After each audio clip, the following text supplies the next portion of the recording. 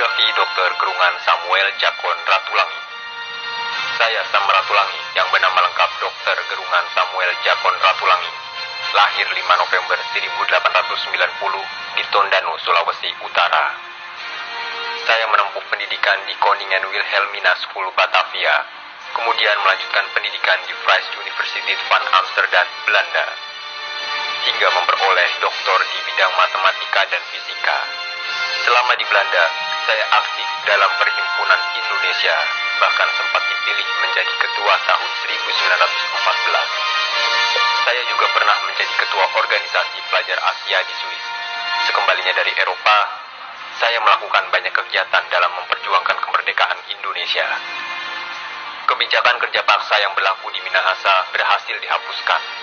Saya juga pernah duduk sebagai anggota Volksraad dan giat memperjuangkan emansipasi dan kesetaraan dalam berbagai bidang kehidupan. Saya juga pernah menjadi anggota PPKI. Sesudah Indonesia merdeka, saya diangkat menjadi gubernur Sulawesi. Selama perjuangan mempertahankan kemerdekaan, saya ditangkap oleh Belanda dan dibuang ke Papua.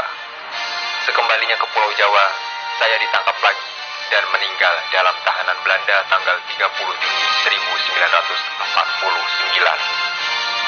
Nama saya kini diabadikan dalam nama bandar udara di Manado, yaitu Bandar Sam Ratulangi. Dan saya mendapat gelar pahlawan kemerdekaan nasional berdasarkan surat keputusan Presiden nomor 590/1961. Saya Juanda Kartawijaya. Saya merupakan seorang politisi. Saya adalah Perdana Menteri Indonesia yang ke-10, sekaligus Perdana Menteri yang terakhir. Setelah itu, saya menjabat sebagai Menteri Keuangan dalam Kabinet Kerja ke-1.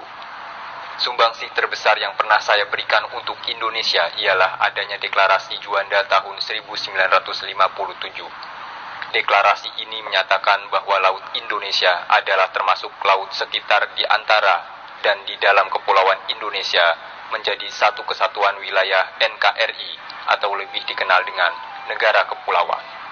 Hal ini tercantum dalam Konvensi Hukum Laut United Nations Convention on Law of the Sea.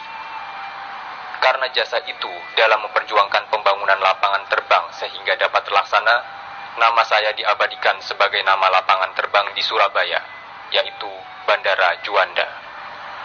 Tak hanya itu saja, nama saya juga dijadikan nama hutan raya di Bandung, yaitu Taman Hutan Raya Insinyur Haji Juanda. Saya merupakan anak pasangan Raden Kartawijaya dan Nyi Monat.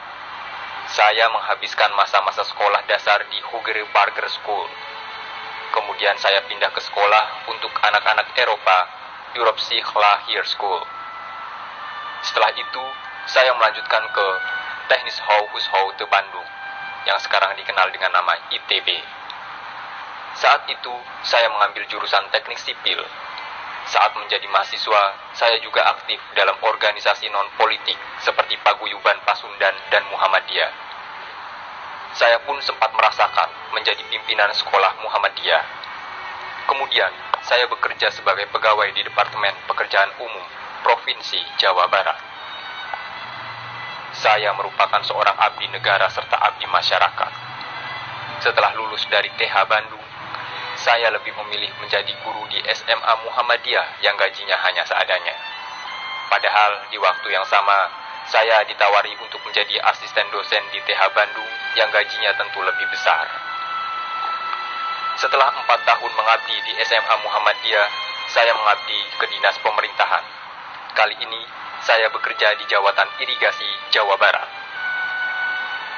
Setelah proklamasi, tepatnya tanggal 28 September 1945, saya memimpin para pemuda untuk mengambil alih jawatan kereta api dari Jepang. Setelah kejadian tersebut, saya diangkat oleh pemerintah Republik Indonesia sebagai jawatan kereta api untuk wilayah Jawa Madura.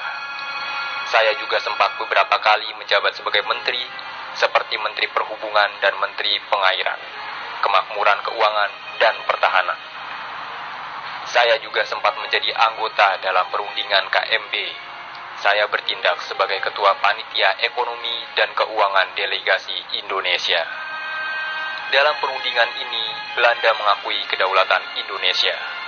Boleh dikatakan bahwa saya merupakan seorang pemimpin yang luas. Saya bisa bergabung dengan semua golongan, baik itu presiden, menteri, ataupun masyarakat biasa. Pada 7 November 1963, saya wafat karena terkena serangan jantung. Berdasarkan keputusan Presiden Republik Indonesia nomor 224/1963, saya diangkat menjadi tokoh nasional.